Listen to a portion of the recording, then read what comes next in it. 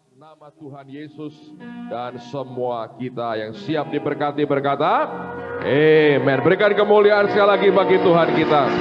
Amin. Silakan duduk saudara.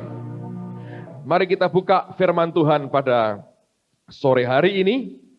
Filemon, surat Filemon, pasal yang pertama, ayat yang keempat sampai dengan ayat yang keenam. Surat Filemon itu tepat sebelum surat Ibrani. Itu ada Filemon, hanya satu pasal. Saya akan mengajak Anda melihat ayat yang keempat, lima, dan ayat yang keenam. Dan sebelum kita membaca, kalau Anda mau tahu siapa Filemon itu, Filemon ini orang kaya di Kolose, yang dia bertobat lewat pelayanannya Rasul Paulus. Dulu sebelumnya dia pernah punya budak yang bernama Onesimus. Onesimus ini kabur dari rumah Filemon sambil mencuri harta Filemon. Filemonnya dibawa ke Yesus oleh Paulus, Onesimusnya kalau nggak salah di Roma ketemu dengan Paulus, bertobat juga. Lalu Paulus berkata, Onesimus katanya kamu mesti balik kepada tuanmu dan aku akan berikan surat pengantar. Jadi Paulus minta kepada Onesimus kembali ke Filemon dan dia minta kepada Filemon terima dia bukan sebagai budak lagi tapi sebagai saudara. Dan Filemon ini ternyata dikenal sebagai orang yang generous, orang yang murah hati. Dia banyak membantu pekerjaan Tuhan sehingga Alkitab mengatakan kasihnya kepada orang lain, kepada tubuh Tuhan luar biasa dan imannya juga luar biasa. Nah sekarang apa yang menjadi rahasia sehingga orang yang bernama Filemon ini punya tempat yang khusus dalam hati Paulus. Lihat ayat yang keempat, lima, dan khususnya ayat yang keenam. Firman berkata, aku mengucap syukur kepada Allahku setiap kali aku mengingat engkau dalam doaku. Jadi kalau ada orang yang Anda ingat, setiap kali Anda berdoa, ingat dia itu, Anda keluar ucapan syukur, itu luar biasa. Kebanyakan ada orang-orang yang diingat dalam doa, ketika orang lain berdoa, ingat orang lain itu, terus kemudian langsung aku minta supaya Tuhan memulihkan hatiku. Oleh karena itu orang nyengit sekali sehingga sering melukai hati orang lain. Tapi ini orang tidak, setiap kali Paulus berdoa, ingat dia keluar ucapan syukur, bukan perlu inner healing, karena dia orang yang memberkati banyak orang. Karena apa? Karena ayat yang kelima, aku mendengar tentang kasihmu kepada semua orang kudus dan tentang imanmu kepada Tuhan Yesus. Kenapa Paulus kalau ingat akan Filemon mengucap syukur? Karena selalu yang dia ngerti tentang Filemon ini, kasihnya kepada orang kudus, kepada pelayan Tuhan, kepada pekerjaan Tuhan, itu luar biasa. Dan imannya kepada Tuhan Yesus juga outstanding sekali, luar biasa. Ayat yang keenam. Dan aku berdoa, saya bacakan dulu bahasa Indonesianya, ini cukup baik. Agar persekutuanmu dalam iman turut mengerjakan pengetahuan akan yang baik di antara kita untuk Kristus. Sebetulnya kalau Anda baca di New King James, ekspresinya akan sedikit berbeda. Nah saya mau bacakan, Anda perhatikan baik-baik. Alkitab mengatakan, dia berkata, aku berdoa, that the sharing of your faith, supaya kesaksian atau persekutuanmu dalam imanmu itu, the sharing of your faith, kesaksian imanmu itu, may become effective, menjadi efektif. Dan kata efektif ini dari kata asli powerful, penuh dengan kuasa. Dia berkata, aku ini berdoa supaya sharing atau kesaksian daripada imanmu itu menjadi begitu berkuasa, jadi powerful sekali. Melalui apa? By the acknowledgement of every good things which is in you in Christ Jesus. Menjadi begitu berkuasa lewat acknowledgement. Kata ini artinya precise knowledge, pengetahuan yang tepat sekali, mengerti betul akan apa? Akan semua hal yang baik. Every good thing, semua hal yang baik yang di dalammu, which is in you. Di dalam kita ini, in Christ Jesus, di dalam Kristus Yesus. Nah kalau saya balik kalimat ini, saya perhatikan dari belakang, kita akan menjumpai urutan yang ajaib sekali. Nah saudara perhatikan. Yang pertama adalah begini, begitu kita memberikan hidup kita kepada Tuhan Yesus, sejak saat itu kita dipanggil sebagai orang yang di dalam Kristus, atau in Christ Jesus. Nah, begitu kita di dalam Kristus, Maka Kristus ini memberikan di dalam kita every good thing. Segala sesuatu yang baik yang Kristus punya itu ada di dalam kita. Dan Paulus mengerti dan dia mengatakan, kalau kita tahu apa yang ada di dalam kita ini, yang Yesus berikan di dalam kita ini, kita tahu dengan pasti yang di dalam kita ini apa? Itu akan membuat sharing, kesaksian iman kita menjadi powerful atau punya kekuatan yang luar biasa. Saudara perhatikan baik-baik, saya mau ulang lagi. Semua orang yang memberikan hidupnya kepada Kristus disebut sebagai orang yang diam di dalam Kristus, in Christ Jesus. Begitu kita di dalam Kristus, maka Kristus ini memberikan every good thing, segala yang baik yang dia punya di dalam kita. Nah, orang Kristen yang tahu apa yang Tuhan berikan di dalam kita, dia tahu persis yang di dalamnya apa, maka orang itu kesaksian imannya akan bisa begitu powerful dan begitu luar biasa. Saya beri contoh paling sederhana aja. Kalau saudara satu hari, Selasa ini ya misalnya, di kantongmu ini ada duit, let's say 200 juta.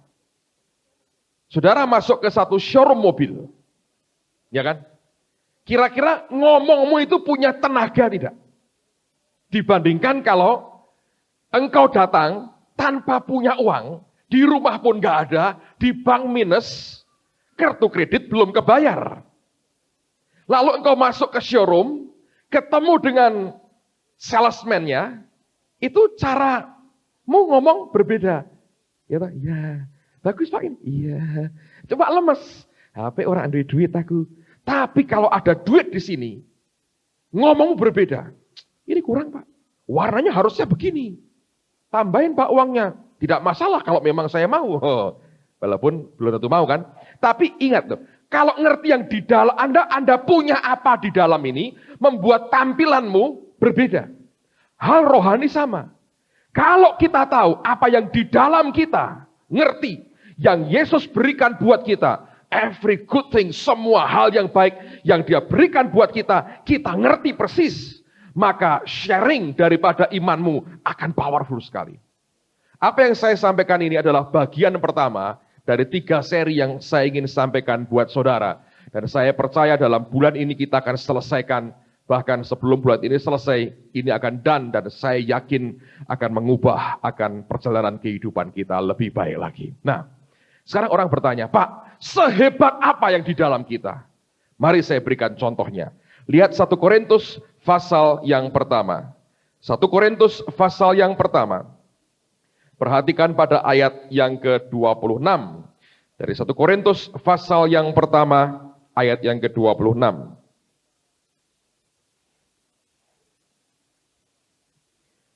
Alkitab mengatakan begini. Ingat saja saudara-saudara. Kata ingat artinya, kamu ngerti gak yang dulu sebelum ini pernah kamu alami? Dia berkata, ingat saja saudara-saudara. Bagaimana keadaan kamu ketika kamu dipanggil? Nah, kalimat ini berarti begini. Kamu ingat gak dulu, kamu ingat gak asalmu dulu seperti apa? Waktu kamu dipanggil pertama kali dan kamu berkata iya atas panggilan Tuhan untuk hidup di dalam Kristus, ingat gak keadaanmu dulu? Artinya, saat dia tulis surat itu, keadaan mereka sudah berubah. Keadaan mereka sudah berbeda dibandingkan dengan waktu dulu mereka dipanggil oleh Tuhan. Nah, seperti apa keadaan mereka dulu? Dan bedanya apa dengan sekarang? Dia berkata begini. Menurut ukuran manusia, artinya menurut pandangan manusia pada umumnya, dikatakan tidak banyak orang yang bijak. Orang yang bijak itu lawan katanya apa, saudara? Tidak bijak. Nah, itu makanya BI untuk papat, saudara. Gak boleh itu. Kata bijak itu lawan katanya apa? Ada orang berkata, ini orang bijak. Ini orang apa? Hah? Apa? Bodoh. Lebih halusnya, goblok. Tahu? Dia berkata begini, ingat gak dulu keadaanmu waktu dipanggil? Menurut ukuran manusia, tidak banyak orang pinter. Artinya, lu dulu goblok sekali. Ingat gak? Goblokmu dulu. Banyak orang lupa bahwa dia pernah goblok. Tapi rupanya di dalam Kristus, dia terima every good thing. Semua yang baik dia terima masuk dalam rohnya. Sekian tahun kemudian, jadi brilliant, saudara. Orang berkata, kok bisa pintar ya orang ini? Luar biasa itu. Itulah kekuatan di dalam kita. Itu bukan di luar saudara, tapi ada di dalam Anda. Yang berikutnya. Tidak banyak orang yang berpengaruh. Malah dulunya suka terpengaruh. Lagi model apa? Ikut. Sekarang mungkin banyak yang les nyanyi. Supaya melebu TV. Ya tak? Terpengaruh. Semua acara kita ini, patokannya TV acaranya apa? Lalu kita menyesuaikan. Itu namanya Anda terpengaruh. Tapi lihat, orang-orang yang terpengaruh begitu rupa tadinya. Di dalam Kristus, in Christ Jesus, diubah Tuhan. Bukan terpengaruh, jadi orang yang berpengaruh. Luar biasa. Apapun yang Anda pakai, seminggu kemudian semua orang mau pakai. Bagaimana caramu berdoa? Semua orang ikut berdoa. Ya tak? Anda mengucapkan Mazmur 23 seluruhnya plus 10 kali Filipi 4:19. Minggu berikutnya semua orang plus Filipi 4:19. Itu namanya Anda mulai mempengaruhi orang. Tadinya terpengaruh. In Christ Jesus. Dia berpengaruh. Dikatakan berikutnya. Tidak banyak orang yang terpandang. Malah suka memandang terus. Ya kan? Memandang ini, memandang itu. Oh, hebat ya dia, ya hebat itu. Tapi in Christ Jesus, tiba-tiba engkau terpandang. Orang berkata, wih, luar biasa orang ini. Ada yang beda. Ya. Pasti bukan karena sabun dan shampoo-nya, tapi ada sesuatu di dalam yang orang tidak pernah bisa tahu. Ternyata itu Kristus sendiri. Itu kekuatan yang luar biasa. Hidup kita itu panggilannya, saudara. Itu yang Tuhan bisa buat dalam kehidupan kita. Itu yang sebetulnya ingin Tuhan nyatakan dalam kehidupan kita. In Christ Jesus. Maka semua hal yang baik, dia masukkan di dalam kita. Dan kalau Anda mengerti yang di dalammu apa, itu mengubah hidup kita luar biasa. Nah, saya mau tunjukkan satu contoh pada sore hari ini. Minggu lalu, setelah Rabu, kita ada kesempatan dengan gereja-gereja lain melayani KKR kesembuhan ilahi di Temanggung. Saya tidak sentuh satu orang pun. Kami hanya berdoa sama-sama. Tapi di dalam nama Tuhan Yesus. Powerful. Kalau engkau tahu yang di dalammu itu apa. Dan boom bisa keluar. Kesaksian imanmu. Jadi powerful. Anda akan lihat di dalam Kristus, hidup dan nasib orang bisa berubah dalam sekejap. Luar biasa. Anda akan lihat, bagus ini. Ada seorang bapak stroke selama 6 bulan. Tidak bisa jalan. Seret papa sama temannya. Dibawa, duduk di depan alasnya koran, saudara. Dan ketika udah mulai doa, dia mulai diajari melangkah. Dibantu, diangkat, berdiri. Tiba-tiba dia jalan. Dan saking senang yang jalan, suruh ke sini malah ke sini, saudara. Pokoknya ini orang seperti panik sekali karena dia pikir, aku jalan. Kami tidak tahu bahwa bapak ini pakai gigi palsu. Saya beritahu saudara, kuasa Yesus itu luar biasa. Gigi palsu pun tidak tahan. Saudara Hengki menginterview, siapa yang menyembuhkan bapak? Dia bilang, Tuhan. Ketika dia mau bilang Yesus, saudara, giginya lepas, cepet. Bingung dia cari. Kalau dia tahan sebentar lagi dan doa lagi, mungkin keluar gigi susunya, saudara. Seperti bayi lagi. Sayang tidak. Kita punya panitia, kita bawa teman-teman kita bawa. Pak Yuel itu tangannya antibakteria. Dengan begitu penuh dengan kasih, itu gigi palsu diambil, kemudian dimasukkan ke sakunya bapak itu, bukan dimasukkan sakunya dia, masukkan sakunya bapak itu. Sebab bapak ini rupanya mengerti, kalaupun aku sudah jalan, kalau aku tanpa itu, aku gak bisa makan, nanti lemes lagi. Bukan karena stroke, tapi karena kurang gizi, saudara. Menarik sekali. Ada satu ibu yang ketika dia umur 7 tahun, kecelakaan dan tangan kanannya ini, oleh dokter tulangnya dipotong 10 cm. Dia datang sebetulnya untuk nganterin anaknya, supaya Tuhan sembuhkan dia. Malam itu, nggak ada orang yang touch. Tapi kita berdoa di dalam nama Tuhan Yesus. Nama itu yang powerful, saudara. Saya nggak ada sangkut pautnya. Tapi nama itu berkuasa. Tangan bisa gini. Tuhan buat kuasa penciptaan 10 cm ditambahin. Heran, sama. Ada satu ibu saya dengar kesaksian dari satu orang, saya lupa siapa. Ketika dia sembuh dari tidak bisa jalan, dia jalan, ayo bu bersaksi, boten, langsung keluar pulang saudara. Iya bagus juga. Memang tadi pagi saya nggak sempat cerita, tapi memang ada peperangan rohani. Saya masuk di kamar hotel kira-kira hampir jam 2 hari Selasa itu. Lalu saya kunci pintunya, saya lagi persiapan, saya ganti pakaian, saya mau persiapan kakar-kakar mulai jam 4. Saya lihat dengan mata ini saudara, di dinding kamar itu seperti bayang-bayang aja, kelebat. Saya bilang, ini setan kok seliweran tuh. Saya bilang, Tuhan ini ada apa? Terus Tuhan ngomongin, biasa, serangan. Terus diapain Tuhan? Diamin, enggak apa-apa, kamu tidak akan kena apa-apa. Dia tidak bisa mendekatkan, kamu nyembah aku saja. Terus saya disuruh nyembah. Sebab ternyata yang saya tahu, kota itu belum pernah ngalami seperti ini.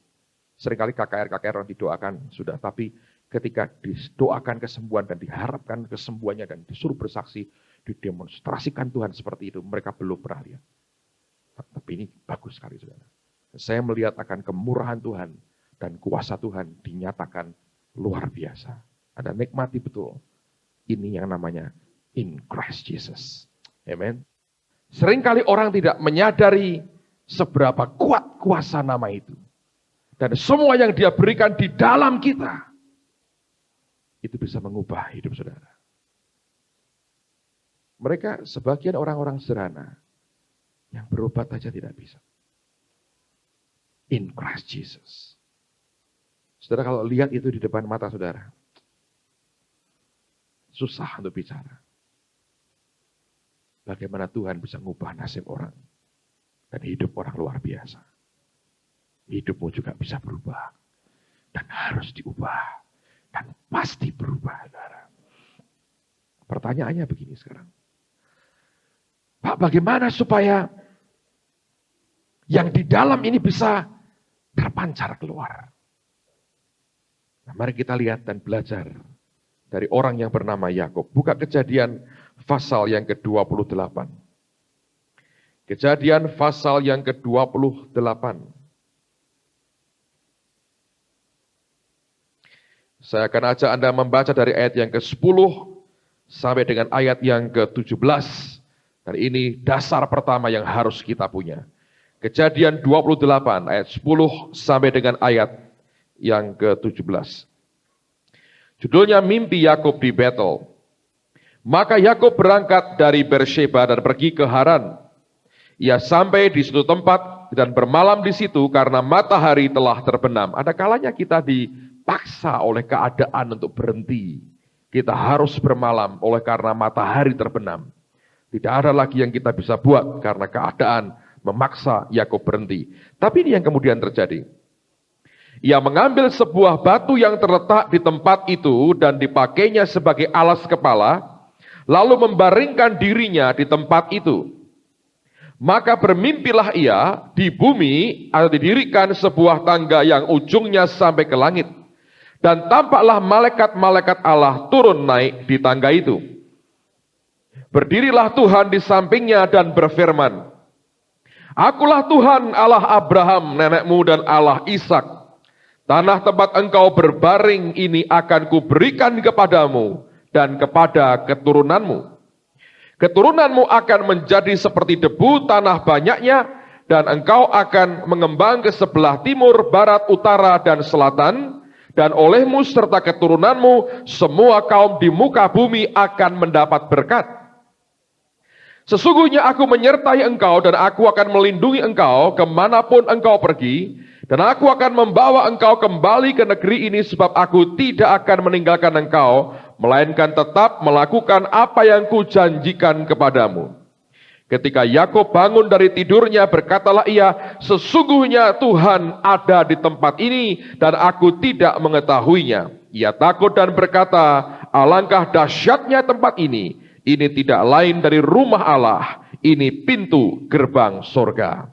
Menarik sekali, kalau Anda perhatikan, Tuhan berkata begini, biasanya kita mendengar, tempat yang kau injak ini akan menjadi milikmu, ya kan?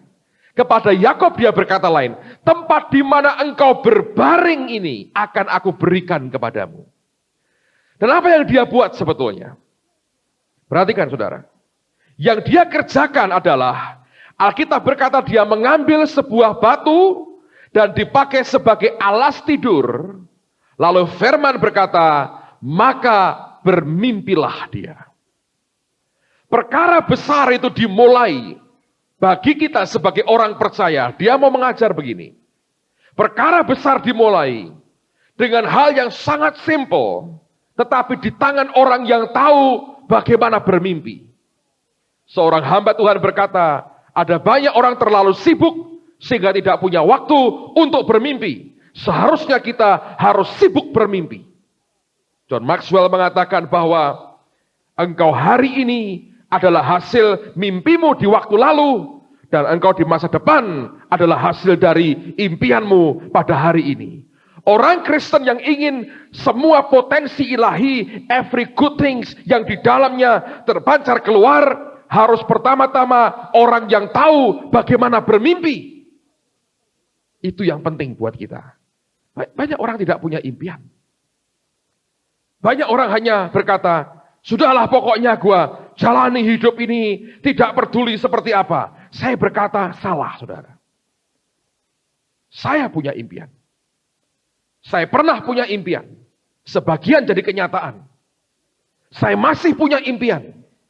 Yang kelak saya percaya akan jadi seperti yang Tuhan mau. Saya masih ingat ketika saya baru lahir beberapa bulan. Saya masih belasan tahun, saya masih SMA. Kelas 1 naik ke kelas 2. Tidak punya uang cukup. Tapi saya suka baca buku rohani. Dulu saya suka pergi ke toko buku Betania. Bukan yang sekarang tempatnya, yang di tempat lama. Tidak ada uang. Saya masuk ke sana, nebeng baca buku.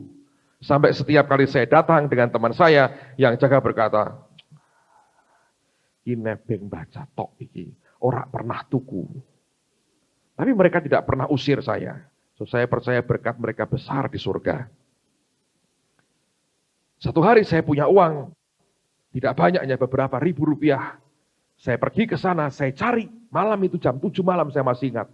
Ada kotak di tengah itu tempat buku-buku bekas yang diobral dengan harga murah sekali.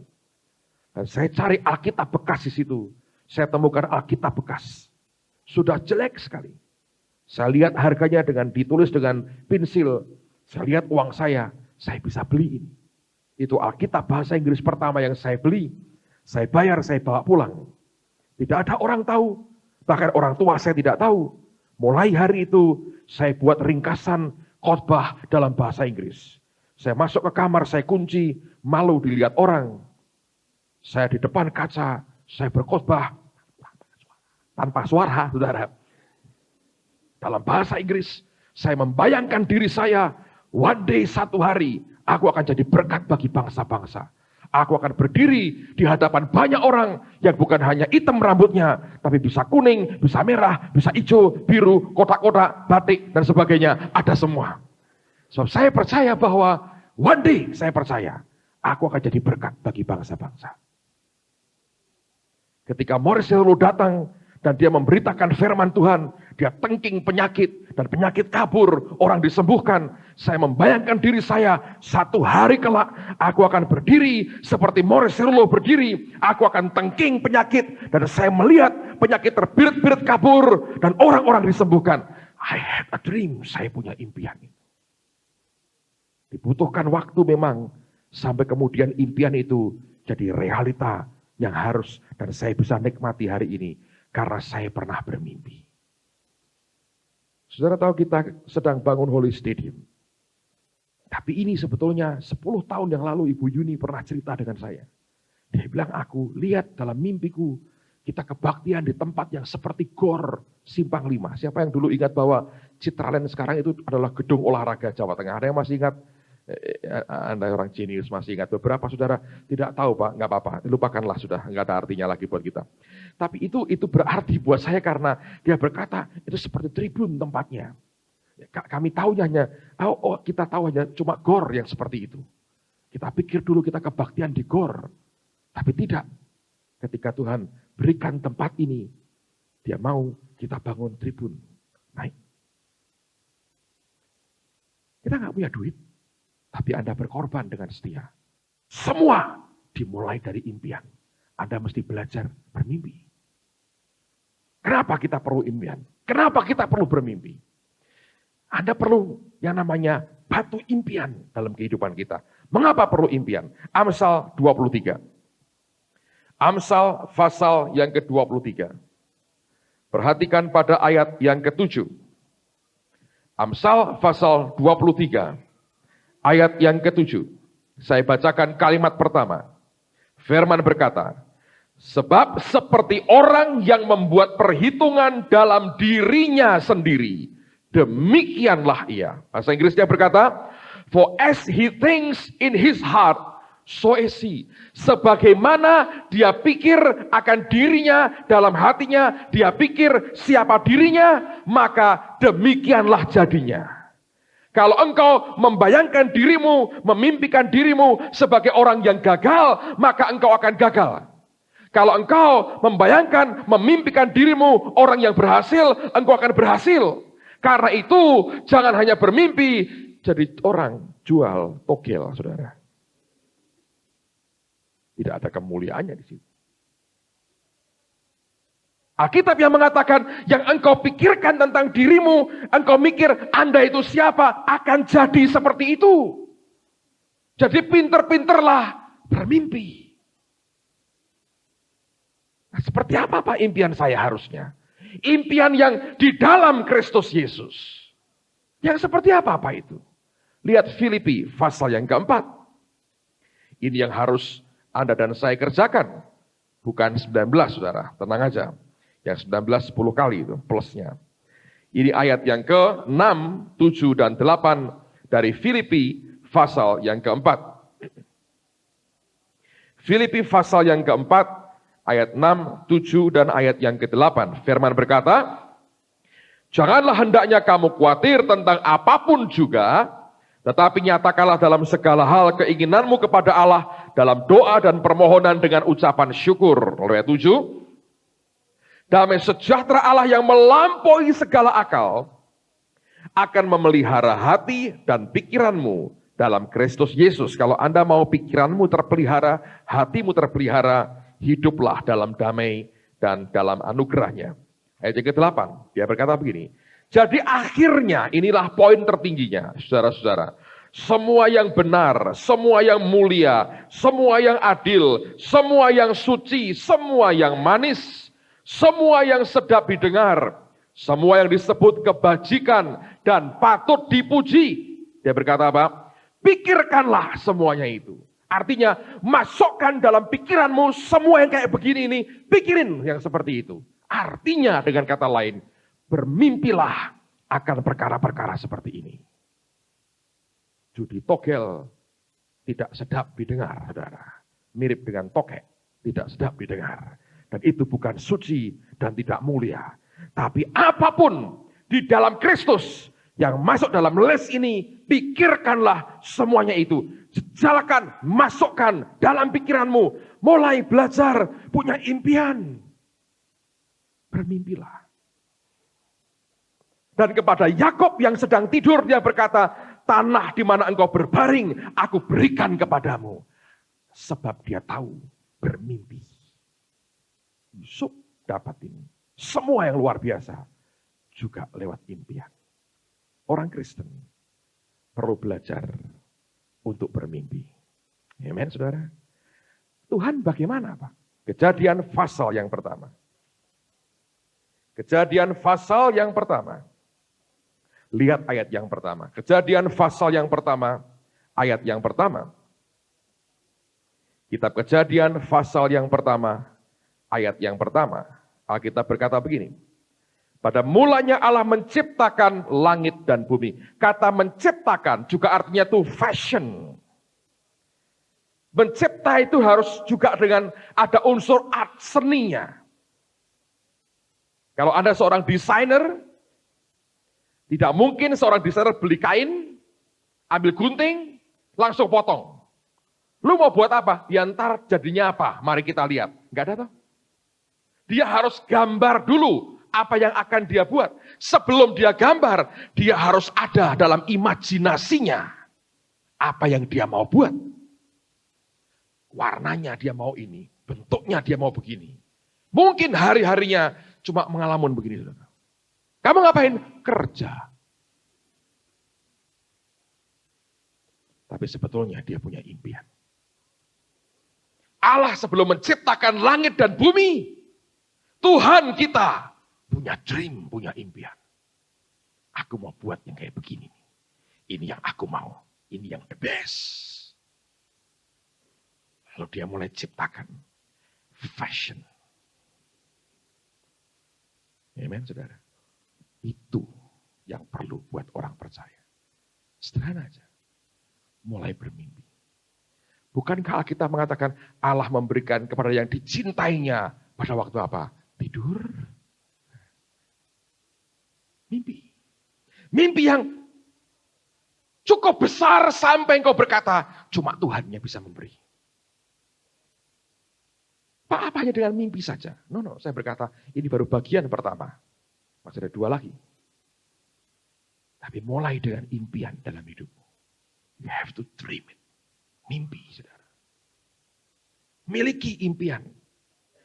Sebab semua yang baik sudah dia taruh di dalam kita. Gimana cara mimpinya, Pak? Lihat Mazmur pasal yang pertama. Ayat yang terakhir ini. Sebelum kita berdoa. Mazmur pasal yang pertama. Kitab Mazmur pasal yang pertama. Lihat ayat yang pertama sampai dengan ayat yang ketiga. Berbahagialah orang yang tidak berjalan menurut nasihat orang fasik, yang tidak berdiri di jalan orang berdosa, dan yang tidak duduk dalam kumpulan pencemooh. Nah, perhatikan ayat yang pertama. Dari 3 yang dikatakan yang tidak, 2 diantaranya berkaitan dengan apa yang engkau dengar. Nasihat itu kan yang engkau dengar dari mulutnya orang fasik. Yang masuk ke dalam kita ini berbahaya. Kalau engkau dengar dari orang fasik, masuk saudara, kefasikan masuk. Yang terakhir dikatakan yang tidak duduk dalam kumpulan pencemooh. Ada orang yang sukanya mencemooh. Itu yang nangkep apa lagi? Telinga kita lagi. Jadi apa yang masuk dalam hidup kita Anda perhatikan. Ayat 2. Tetapi yang kesukaannya ialah Taurat Tuhan. Dan yang merenungkan Taurat itu siang dan malam. Kata merenungkan artinya seperti orang yang sedang mengunyah. Lebih tepat seperti sapi yang mengunyah kembali.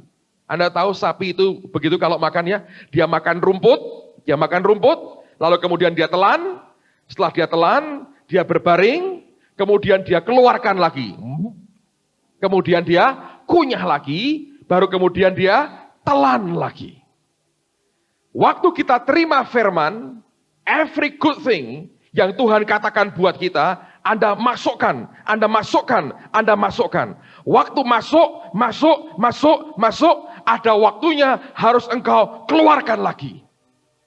Engkau perkatakan itu baik, tapi memperkatakan itu artinya engkau memimpikan itu akan jadi dalam hidupmu. Nah, ini yang saya mau katakan kelemahan domba. Karena Alkitab ini seringkali menggambarkan diri kita seperti domba. Kalau Anda ke Israel, saudara akan tahu persis yang saya katakan ini. Kalau Anda ke bukit tempat biasa para gembala itu sedang menggembalakan dombanya, engkau akan lihat seperti ada garis-garis gitu ya.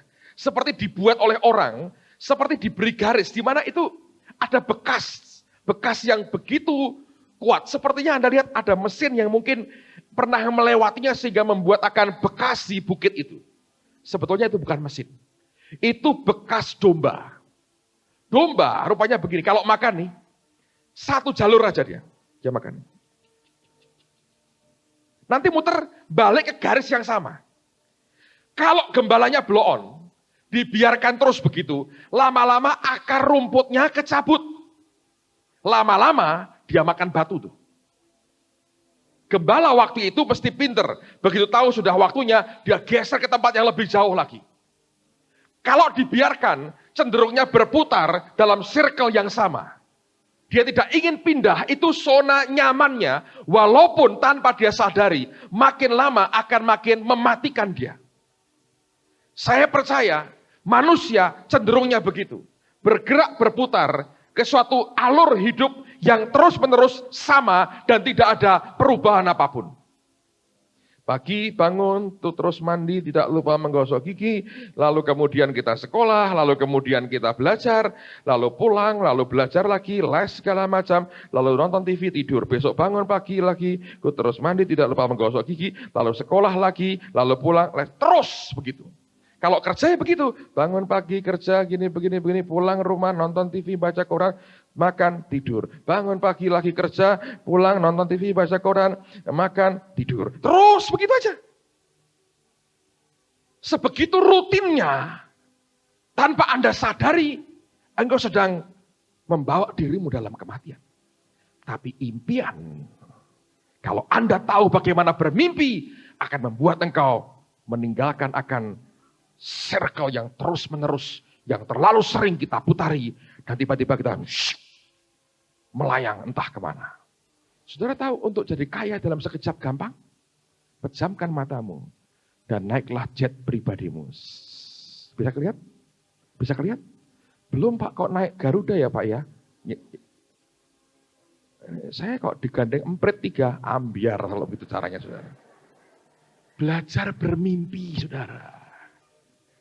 Bisa lihat. Bisakah engkau lihat apa yang sekian tahun lagi akan terjadi? Dream, mimpikan itu. Jangan terus dalam putaran yang terus menerus akhirnya akan menghabisi hidup kita sendiri. Karena toh waktu ini berjalan terus. Kita tidak akan terus kuat seperti sekarang. Tapi kalau orang tidak punya impian, masa depannya pun tidak akan menjanjikan apapun. Ada waktunya, sapi itu keluarkan lagi. Dia kunyah lagi firman itu. Dia mimpikan, dia masukkan lagi, dia kunyah lagi, dia masukkan lagi. Firman tidak pernah gagal sebetulnya. Karena kemudian Alkitab mengatakan di ayat yang ketiga, ini luar biasa. Ya seperti pohon yang ditanam di tepi aliran air. Yang menghasilkan buahnya pada musimnya, dan yang tidak layu daunnya. Kalimat berikutnya, baca dengan keras supaya jadi buat hidupmu. 2, 3. Apa saja yang diperbuatnya apa? Berhasil. Apa saja. Apa saja. Berhasil. Rasanya hidup ini apapun yang disentuh jadi kehidupan. Apapun yang disentuh jadi kehidupan. Itu yang Tuhan mau. Apa saja yang diperbuatnya berhasil. Why? Sebab in Christ Jesus, Dia berikan every good things. Anda ngerti yang di dalammu apa, maka sharing imanmu akan powerful sekali. Nah, lihat baik-baik saudara. Yang pertama harus engkau punya dalam hidupmu, miliki namanya batu impian dalam hidupmu. Sekalipun cuma batu, tapi saudara dan saya tahu bagaimana bermimpi bersama dengan Tuhan. Tutup Alkitab saudara.